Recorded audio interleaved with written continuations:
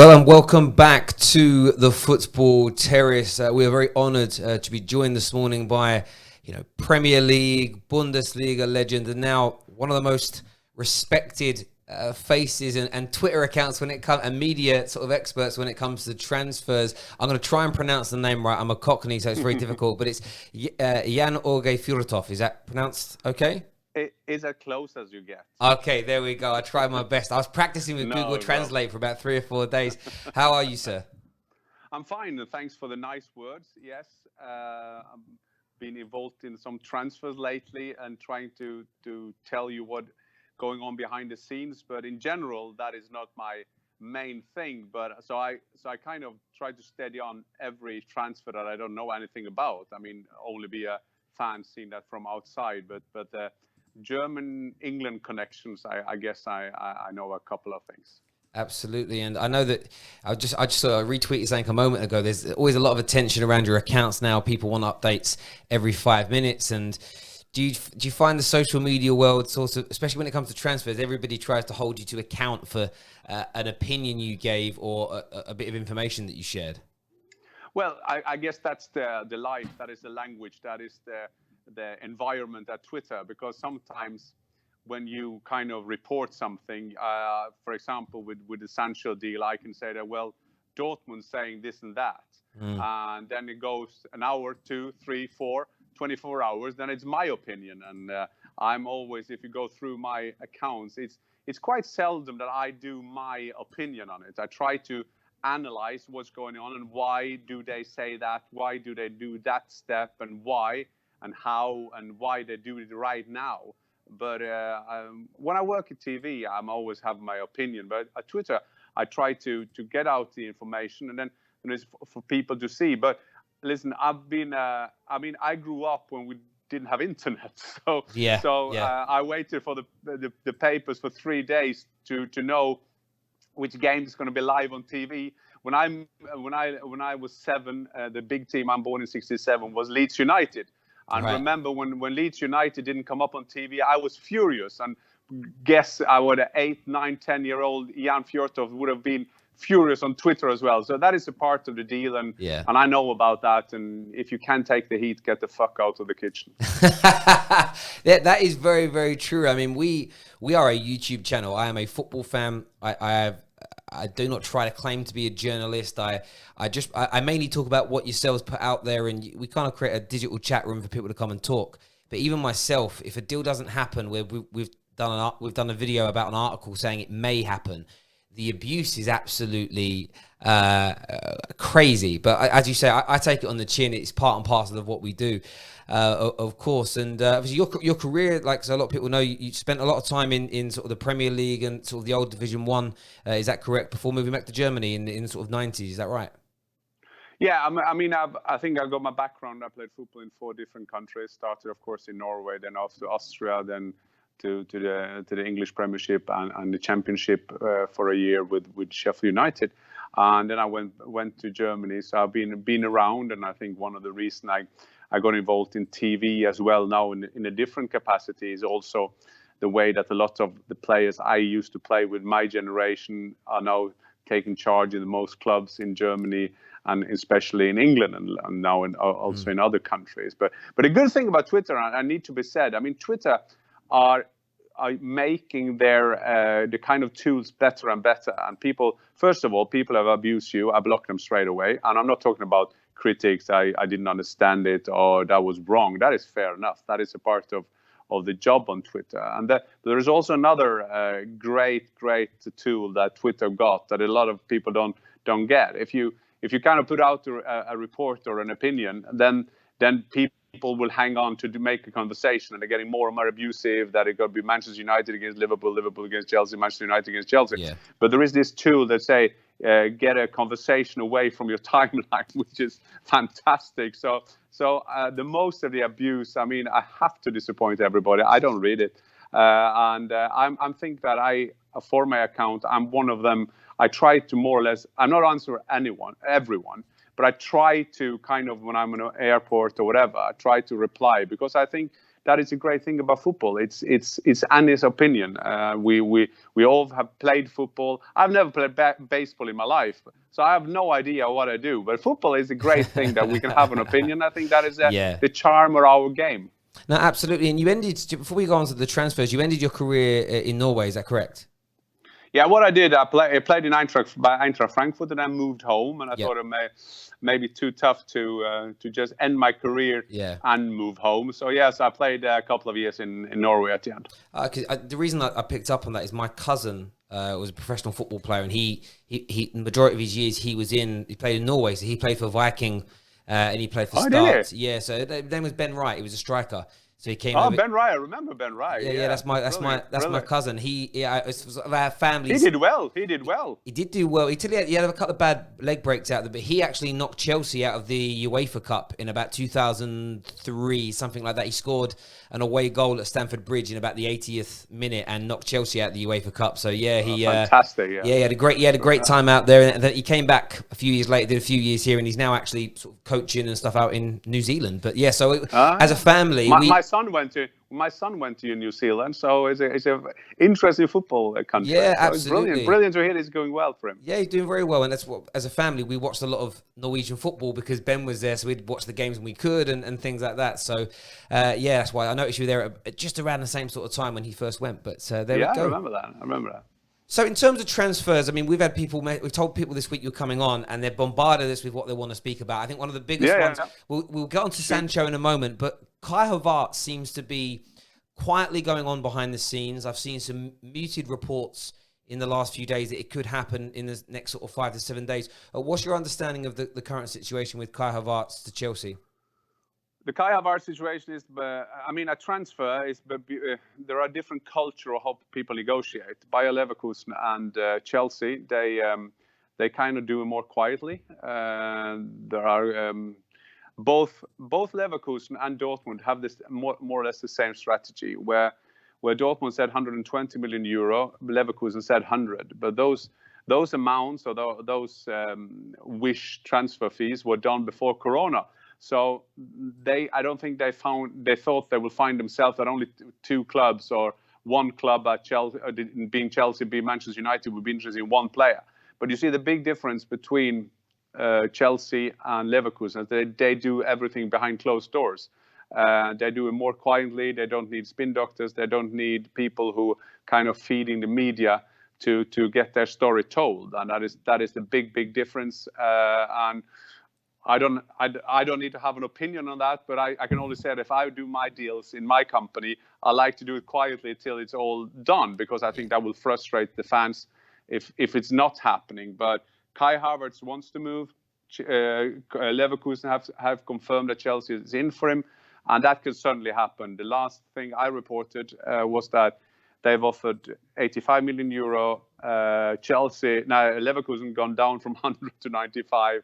Which I think there is a feeling that will happen. I'm not saying very soon, but that will happen soon. And they got some German agents at Stamford Bridge in Rudiger and Timo Werner and Frank Lampard after a year without players. They're just going for it now. So I think that is the status there. Yeah, it certainly feels like one that is going to happen. The other big sort of move for a German or an English player coming back to England, but from Germany, is of course Jadon Sancho. And this story feels like a soap opera. There are different, I feel that, and I want to say this with respect to the British press, that the story and the information that's come from yourself and people like Fabrizio, for me, has been very consistent amongst yourselves on the continent. You have this opposite approach in the UK that there's been no bid, or a couple of days ago that we've reported that Dortmund have now given the green light for the deal, but we've got to agree personal terms. What's your personal understanding of the current state of affairs with Jadon Sancho? Well, the thing is with Jadon Sancho, I mean, what English fans need to understand is that, or Manchester United fans got to understand, that this is their Greenwood. So imagine that Manchester United would sell Greenwood. They would try everything they would do to keep him. They said, okay, we in the summer. They said that 6 months ago, and they said, and the price would be 120 million euro. And then Dortmund, the end of the season was a funny season with all the Corona thing, and they're losing money but still they said we want to challenge Bayern Munich for the title because we always lost our best players. Aubameyang, we lost Mkhitaryan, we lost Dembele and Lewandowski and Götze, but he's coming back. But still, that is the culture of that club. So they said, well, fair enough, we'll give people a chance. And Jadon, I guess they have had a good dialogue with Jadon all along, which they didn't have with the agent of Aubameyang and Dembele. So they said, when we go to Switzerland the 10th of August, those are the players who are going to bring us into the season. The thing is that, and I guess that's a kind of the position I've got in this, is that I know the English culture, I know the German culture. And when Sork is saying this is our deadline, in Germany they say he's strong. This is being the head of sport at Dortmund. In England, they would say it's just a part of the poker game. I think that, first of all, you need to respect Dortmund. Maybe, and I have no idea because I'm not sitting at the table, if there is any table, and who is on the table, that is another discussion. Yeah. But so I can say Jadon will do this or that because that is a matter of money maybe, and principles sometimes are there to be broken. But the thing is that people have to understand, Dortmund want him to stay. This is not a poker game for them. I'm not saying maybe they will lose him. I don't know. I have no idea if they come up with an enormous amount of money. But Dortmund want the player to stay. This is not a poker game for them. They are planning with him 100%. And people say, well, they lost Aubameyang, they lost Dembele, but that's the reason why they want to keep him. Because Dortmund, if they're going to take the next step, sometimes they will have to keep their players. And if we think that, I think that a part of an analysis of any transfer, we have to try to set ourselves in the mindset of the people selling and the people who are buying. And the mindset of Dortmund is that after this Corona, there is only one club now after Jadon Sancho. And maybe Manchester United, right, he's not worth the same now after Corona. So next summer, there is a big chance that not other clubs will be on the market as well. And I think that for every selling club, that is an advantage. But it needs to be clear. Dortmund want him to stay. This is not a poker game. I understand. Do you know what? I think for me, again, I don't watch European football and I don't have any real knowledge in the same way you do. You played there, you worked in the media in Germany, so you understand it. I think the perception here in England is Dortmund, it's certainly been mine, Dortmund are a selling club. If you offer the right amount of money, they don't look to build a team. You sort of look at the examples of Hummels and Lewandowski. A lot of players have left when... I look at Dortmund over the last 10 years. If they could have kept the majority of their players, I think they'd have won 2 or 3 Champions Leagues. The talent they had has been impeccable. So I suppose that there's this notion of, well, they'll cave at some point. But do you still think there's a possibility... Sorry, go on. I tell you, maybe they would. And I think that is a good analysis. And I think... But we have to see the other way around, because that's one of the reasons they want to keep Sancho at the moment. And yeah, 100%. You're saying that, and you see that they get young players in. They got Haaland in front of the nose of Manchester United, and so they want to keep their best players. They don't want to be a selling club. Even internally in Germany, they are criticized. The last one was the president of honor and the Don Carleone of German sport, Uli Hoeneß, who said this is the big difference between Dortmund and Bayern Munich, because if we get a player, we want to keep him at Bayern Munich, and Dortmund get him to sell him on. So this image is right, and it's right analysis from English journalists or Manchester United or other clubs. They think that if we do that right, we'll get the players. The thing is, in this case, Dortmund has been very open. Just pay us 120 million euro and you have your player. And that's the same if I want to live in London. There is a big apartment. It's cost me 100 million euro. I know that apartment will be mine if I pay 100 million euro. So Dortmund has been very open. And maybe they cave. Maybe there was a lot of things that could happen. But I think it's very important to understand that they want to keep him. And then we'll see. Yeah, it certainly feels that the way that Jadon is going about this, it appears to be very respectful to Dortmund. I think a team that's essentially given him his opportunity as a professional football player to do what he's doing in life. There doesn't seem to be this kind of... We saw it with Raheem Sterling. We saw it with Van Dijk from Southampton to Liverpool. Of course, we saw it with Dembele, you mentioned, where there was certainly poor behaviours from a professional standpoint to force these moves through. And there's an element of me as a Man United fan personally I quite like that. It's a bit like when Griezmann was looking to leave Atletico, and then they had their ban of transfers, and he pulled himself out of the window and said, actually, I'm not going to leave now. It's not the right time to leave the club. I really like that kind of behaviour. You don't see that type of loyalty too often anymore in the game. So I think there's an element of niceness there. The other big move. But it's a very good point, because because I think, and that's the one other thing that Dortmund now want to avoid, because that is not good. That is not good for their brand. It's not good for the other players, because they just feel that they will lose the best players. And the reports from Dortmund, he's in a fantastic mood. He is great in training. He came on in the game against Austria Vienna. He was brilliant going on.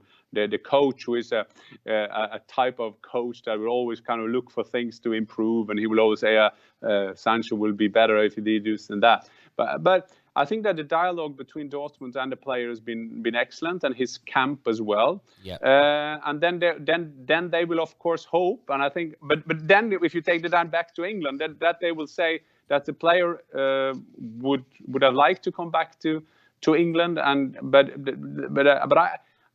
it may happen, but I can't see it happen. But it may happen that the players will demand it, but there is no signal at the moment that he will make a transfer request. There is no signal that he will go to strike, as other players have done. Yes, it certainly feels the case to me. If Man United make an adequate bid, make the bid that's being demanded, get it from a United. Like, we want him. We've seen how great a player he is. It would be fantastic for Manchester United. I mean, that is a player.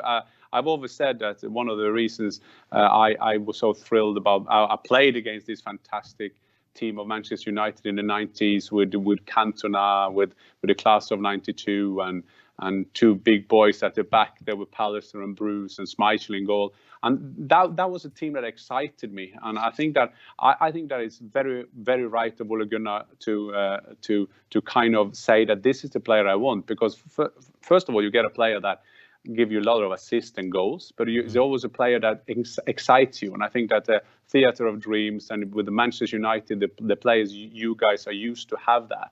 I mean, a part of being a Manchester United fans, going back from the 50s, and I love my football history, is that the players you always had that excite you. And I guess this team that, in all due respect, got the Champions League position, which was good, but still a ocean up to the big two. And I think that Manchester United always was a team that had players that excite you. And I think that Jadon Sancho, that he's targeted, a young Englishman who's done it in Germany, is the right target. But it seems that this season is going to be hard to get him. I couldn't agree more. Another deal that's kind of protruding, maybe it's Champions League based, but there is a big talk of Thiago leaving Bayern Munich and coming to Liverpool, haggling over a few million, much smaller price. There's around 30 million euros is sort of the quoted amount. Do you expect this deal to be concluded fairly quickly after the Champions League, or is there still sort of some twists and turns ahead? Well, this is also a funny deal, because Bayern Munich wanted to keep him, although that he was had a bit problem with injuries. It's always been a bits and pieces of his injury situation. Then he was out for a while, and then Kimmich and Goretzka played very good in that holding role. I'm not saying that changed. Expect this deal to be concluded fairly quickly after the they were haggling about 3 or 4 years, and he's around 29, 30, so he wanted a longer contract, and then Bayern Munich went back to him and said, listen, we'll give you that extra year. And then the players said, I have to speak to my wife. And it's like always when football players need to speak to their wife, they actually speak to their agents, but it's easier to say I speak to their wives. And now Bayern have said that we can let him go. And the funny thing is, now he's in a very important player for them at the Champions League. We'll see now how if his Flick is doing any changes, if he puts Kimmich into his position because he wants Pavard, because he's quicker against the Mbappés and Neymars of this world. But still, he's a very important player for Bayern Munich. And I can see this is if that Liverpool strategy now, that they will spend less money and they will kind of go for players that still could help them a lot. And of course, Jurgen Klopp knows this player They are talking about 30 million euro in our days. Now we think that this is a cheap player. I mean, how is things developed? So I can see this happening. But Thiago, this is with Bayern Munich. You never know. There could be a turn on that. So could he stay? Maybe if they win the Champions League at a party at night, well, stay another year. But I expect this deal that Liverpool. This is for the strategy of Liverpool. This is a kind of player who fits into that kind of bill. Yeah, certainly one that, Liverpool in such a powerful position at the moment from the English club's point of view. I also look at Thiago and think there's an element of an additional legacy he can build. He's won everything at Barcelona, won everything with, especially if he picks up this Champions League now, which I do make Bayern Munich's favourite for. Just the experience and the know-how as a club in those situations, I think may just see them through, although PSG are a fantastic, fantastic team. There's that opportunity to go to Liverpool, come to England, maybe win a few titles here and be one of the very few football players to actually play in 3 of the big sort of 4 or 5 leagues and win titles in all of them. I was kind of going through the list of players, and there's very few have done that. So I think Thiago's got an opportunity to come to England and cement a sort of pan-European legacy across football, which must be attractive. And of course, maybe to play for Jurgen Klopp for a few years and experience the Premier League. As you know, you played in Germany and in the Premier League. Hopefully, we can open the stadiums again at some point this season. It's a unique atmosphere here, and I'm a Man United fan, so I don't want to see Liverpool get better, but I do want to see Thiago come and play here because it would be an honour to see an individual with his technical ability, his football brain. He instantly becomes one of the best midfielders in the Premier League overnight, I think. Yes, and I think that is something because people ask me the difference between German and English football, and there are differences. And I think that the main difference is that in Germany you have it's cheaper and easier to get tickets for the games, and it's a fantastic atmosphere as well in Germany. And people are sometimes when I go to English grounds, sometimes I miss that the atmosphere of the old days, and you still got it in Germany. But the English Premiership got a kind of English football got a kind of a romantic view, especially in Germany. And as you said, also with Thiago coming from Spain, and that attraction to play in England. So that attraction is absolutely there, and with the history of English football. And as you said, it could be an honor to play in the different leagues, and then when you retire, like myself, I can always say back that I'm very proud that I played in 2 of the greatest leagues in the world. And I can see that happening. Absolutely. There's another Bayern Munich / Barcelona player. We saw him score 2 goals against his parent club in the quarterfinals in Philippe Coutinho. Of course, again, he's been in the Premier League before. There are links with loan moves or permanent moves to Arsenal. Is there any truth in that? Or what's the kind of word over in Germany? Where do you think he may end up playing his football next season? Yeah, I don't have any insight there, but I think that was a matter of, for Bayern Munich, it's hard to find on which which players do we attract. That is the problem Bayern will ask themselves. And they got James Rodriguez from Real Madrid, and they sold him in the German media as a superstar. But the last game of the season for him at Real Madrid, he wasn't even in the squad for the Champions League final. Same with Coutinho, actually. They sold him in as the big stars, and he's not been a regular there. Everybody sees he's a fantastic player, but and he did ever so well for Liverpool. And you have a feeling that Ronald Koeman now will try to build up a younger team. We'll see maybe this is an extra chance for Coutinho. But as you're saying, it's a very expensive player, and it looks like Barcelona and Real Madrid at the moment don't have the same pulling power, so they will have to build up something. And I can see that guy going on loan. And I mean, you just see when for example, he came on against Barcelona, what a great player he is. He's a good lad as well, and he's been in Liverpool. He has a proven record that he can adapt to the English way of playing football. So that he could be on the move. But I think there's a lot of. I mean, you have to mix your cards again now. Maybe Ronald Koeman will say this is the best player I've ever seen, and I will build around him. And that is with these new managers coming in. It's a bit of a charming thing now, isn't it? When you have all Solskjaer at Manchester United, Arteta at Arsenal, you have Frank Lampard in Chelsea, you have Koeman in Barcelona. So it's is obviously a trend now that you go for these young lads that know the DNA of the club. I think it's important, and maybe my generation, I grew up watching football when you were a professional here, and it's kind of nice now to see, from your point of view, you see Ollie as an example. These people that you played with, they're in and around sort of your era, now becoming these managers. Of course, you've gone into sort of the media side of things. It's interesting because I think the real younger generation, the people in their early teens, I don't think recognize the Ollies and the Koemans for the players they were. There's almost this element of, they're not superstars. And they really were when they were players. And I think that football players have a tremendous level of respect for them. And of course, Ollie, started well at United, had a kind of tough period in the middle, and I thought from January to the end of the season was impeccable. How well do you think he's doing at United, and do you think you'll see things improve there with a manager like him who understands the DNA of the club? Yeah, well, we got the rights for my channel where I work for. Although I'm running a communication company now, there's a lot of TV, of course. And then I spoke to all about this. I interviewed him over Zoom some weeks ago, and I asked him about that, how he has changed. And he said, well, now I'm getting more and more of my ideas in. Remember, he took over a team that was in the middle of the season, and he had to kind of work with the players he had there. And it's fair for all of them to say that, look, when I got a player like Fernandes, how my team changed.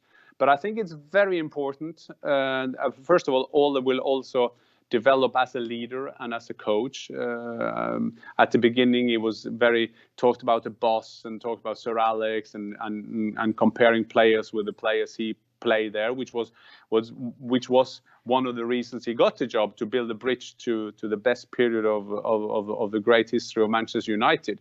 But now you see he's more individual. He's more talking about his project and what he's want to do. He will, and what I liked about Manchester United in the last 6 months is that you see they kind of develop our own game. Even at the beginning, when all they won a lot of these key games, they kind of they tend to adjust to the opposition, and that's not Manchester United. And I think that Ole Gunnar now has changed that around. I mean, they take initiative in games. They have the ball more than their opposition. So I think that all of them now, the Champions League was major, and I think that the realistic thing in the next season is, first of all, you have to get closer to the big two at the moment in English football, and then you have to be. A club like Manchester United always got to win titles, and they're unlucky now with the semi-finals all over the place. But still, you have to get closer to the big ones, and Ole will do that. But I think that it should never be underestimated. At the end, you will end up not having enough candidates with a DNA of Manchester United. But if you're so lucky that you have a player who have that DNA, and in all humbleness.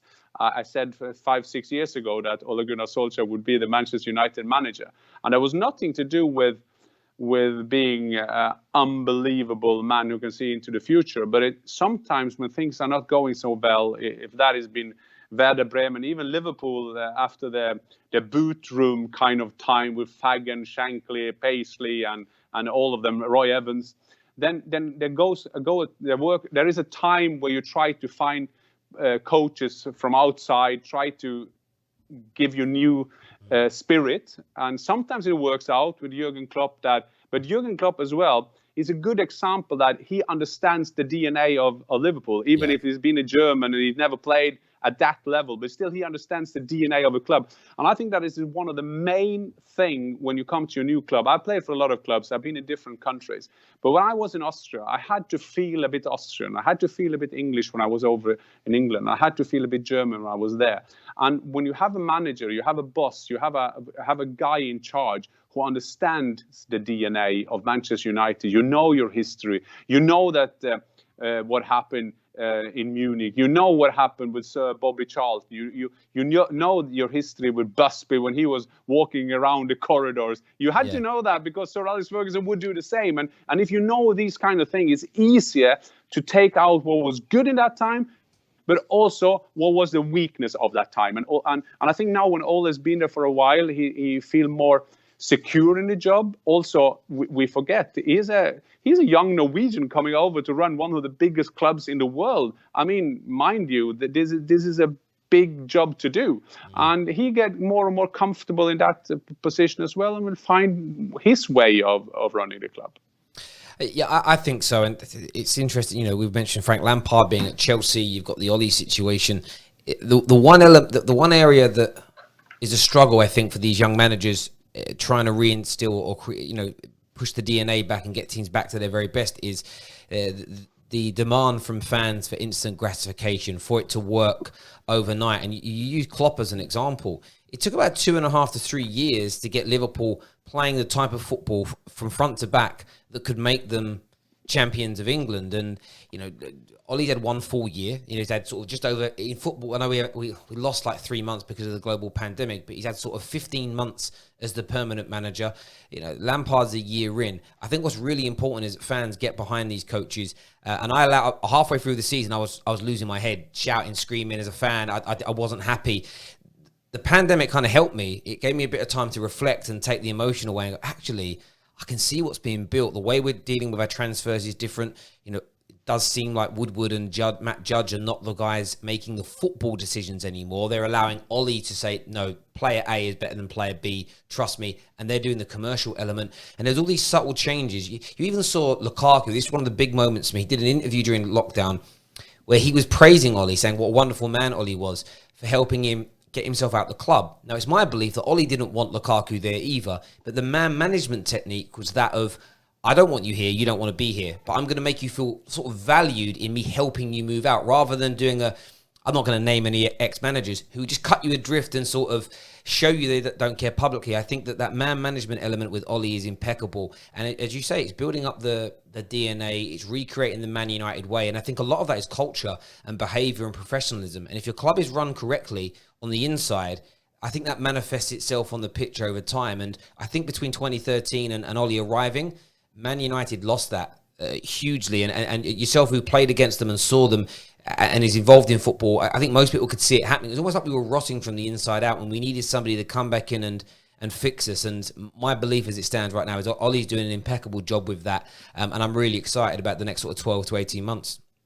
And there is another thing as well, that not only have the managers changed, but the players have changed. I mean, the new generation of football players, they are not people to be shouted at. They are more fragile, and we can use a lot of things discussing that to the new generation. I mean, that is the oldest history telling that has been done for like 10,000 years, that the youth are different than us. But these new generation of players, you can shout at them.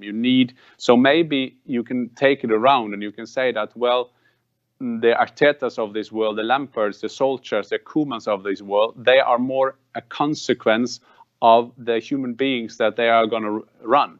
So you will have in your club people. I mean, in the old days, we used to say, we don't read the media, we don't speak to journalists, and blah, blah, blah, blah. It was only bullshit. We saw everything that was in the media. But this new generation, they are differently. They are on different platforms. They do their thing. They are more cool to life. They know a lot of things. And you need to ask this, and understand and explain to these players why. And these 3 letters are very important. And then you need a kind of manager. I've had managers who said the F word like 53 times in a halftime because I got one of the young lads to count them. And you can't do that with this new generation. They want to be explained. They want you to say, you run in the corners, you go in the space, I want you to come down. And then they will ask, well, why? Not maybe ask the manager in word, but they will always think, and they've having parents who kind of involve them in everything, and I come from a generation that we were told to do things. Yes. And there are still managers around who do that, and there are still managers who are successfully do that, but still you see more managers now, the new generation of managers, starting with Klopp, and there's nothing we do, you have to be as young as Solskjaer and Lampard and Arteta, but you see that new kind of philosophy amongst managers, and maybe they are a consequence of this new generation of young players. I mean, if you get Jadon Sancho, you can't just shout to him that you're going to do this and that. And the most managers I've had, a lot of them, they were like managing by fear. And I mean I'm a father. You can't do that. You just have to run them differently. And that's why I think a lot of the clubs now see that we need managers who understand that part of the management. Yeah, I think that's what was so great about Sir Alex Ferguson, that he went from a manager in the sort of 70s right through to the 2013, and he managed to adapt and change. He couldn't speak to players in 2010 like he did in 1984. And I think that's why. Good point. And I think that's why he was. Those are the little nuances outside of him winning trophies, which I think make him the greatest club manager of all time. That he did it through the changing of the times. And I come from a banking background, and when I first started, you had to call your bank manager sir. You couldn't call him by his name, sure. and that's now very much changed. You call your bank manager now by his nickname at work, because things have become a lot more relaxed. And those older people I worked with, they fizzled out in the industry because they couldn't handle this new dynamic world where I could go to work unshaven and that was considered acceptable. Customers didn't care. For them, it was shirt, tie, everyday jacket, clean shaven, and you call everybody that's superior to you sir or madam. And the world changes in every industry, and if you don't move with the times, you simply get left behind. Jan, thank you. I really appreciate you coming on with us this morning. Let everybody know where they can find you. If they don't know already, you're one of the most popular faces and Twitter accounts on socials, but let everyone know where they can find you. Words. Not a problem. And pleasure to be on, and keep up the good work, and then we'll maybe speak again in the future. Absolutely. Everybody who's tuned in, please hit that like button for us. Please subscribe to the Football Terrace. We're closing in on 150,000 subscribers, which is for us amazing as a fan channel. But until next time, take care. Goodbye.